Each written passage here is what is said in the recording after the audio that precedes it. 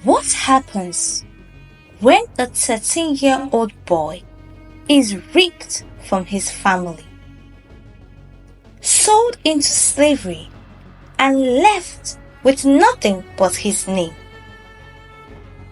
For most, that would be the end of their story. But for Samuel Ajayi Crowther, it was just the beginning of a journey from chains to churches, from tragedy to triumph, and from a nameless captive to the first African bishop in history. This is not just a story, this is legacy. Stay with me. You have never heard history told like this. Before we continue with the story, don't forget to subscribe to this beautiful channel, Tales by MJ. It was 1821 in Oshogun, a peaceful village in what is now Oyo State, Nigeria. The sun rose like any other day, but something dark loomed on the horizon. 13-year-old Ajayi was helping in the fields when screams erupted. Slave raiders, armed, ruthless and merciless, stormed the village. Flames devoured huts. Families scattered. And within moments, Ajayi's life was stolen. He and his family were captured, torn apart, chained like animals, sold like goods. For weeks, he was marched through forests and across rivers, barefoot, weak and terrified, headed toward the coast, toward a future soaked in cruelty. Ajayi was sold to Portuguese slave traders and thrown into a slave ship bound for the Americas. The air below deck was thick with despair. Hope seemed drowned. But destiny had other plans.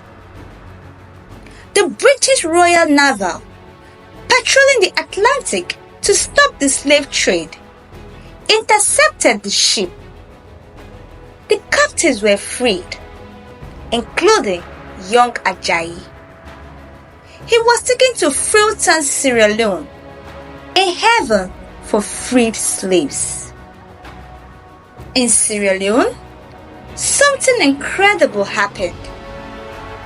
Ajayi was introduced to Christian missionaries from the Church Missionary Society.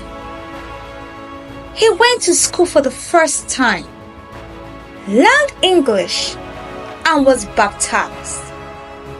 He chose the name Samuel Ajayi Crowther. But this wasn't just a new name, it was a new life. He had a fire in him, a hunger not just to learn but to lead. He mastered Latin, Greek, Hebrew, and several African languages. His mind was sharp and his faith was unshakable. Crowther's passion was to return to his people, not as a captive, but as a liberator of minds and souls. He joined missionary expeditions back to Nigeria, preaching, teaching, and translating.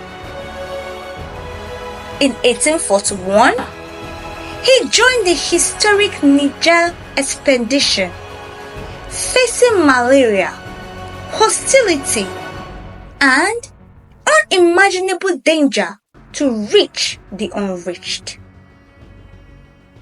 Crowther began translating the Bible into Yoruba, a groundbreaking move that brought the Word of God into the hearts of his people. He also wrote grammars, dictionaries, and prayer books in Yoruba and other languages. In 1864, history was made. Samuel Ajayi Crowther was consecrated as the first African Anglican bishop. He was sent to oversee the Niger mission, planting churches, training African clergy, and spreading literacy across West Africa. But his journey wasn't smooth. European missionaries often undermined him. Racism, jealousy, and colonial arrogance tried to break what slavery could not. Yet, Crowther stood firm. With humility and strength, he proved that Africans were not just converts. They were capable leaders, thinkers, and trailblazers. Bishop Crowther died in 1891, but his legacy never did. Today, millions read the Yoruba Bible he helped translate. Churches he planted still stand. Schools he established still teach.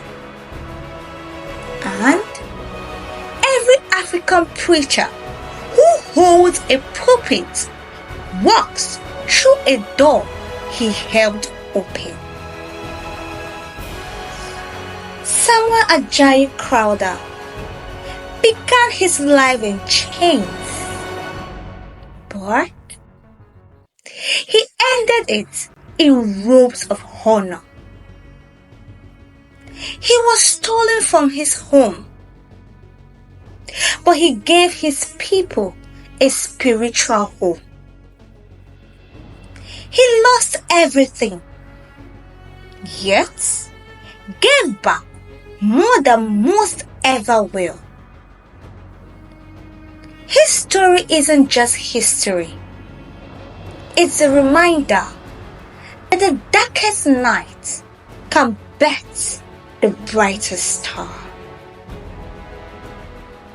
If you were inspired by this incredible true story, share it. Let the world know that Africa has heroes the world must remember.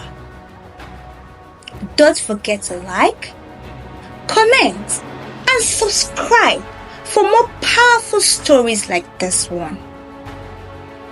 Thanks for viewing. Tales by MJ. A beautiful story makes a happy day. One love.